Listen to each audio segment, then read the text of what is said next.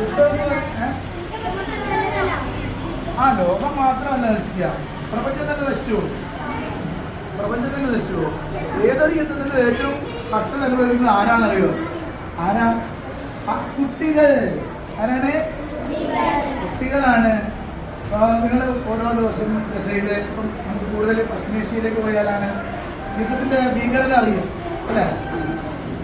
അപ്പം ഇത് നോക്കൂ, അപ്പം ഇതിനേക്കാൾ ഭീകരമാണ് നമ്മൾ കാണുന്നത്. ഇതേയുള്ളൂ. ഇതിനേക്കാൾ ഭീകരമാണ് ഓരോ സ്ഥലങ്ങളിലെയും അവസ്ഥ. അതുകൊണ്ടാണ് ഇനി ഒരു യുദ്ധം വേണ്ട എന്ന് പറയുന്നത്.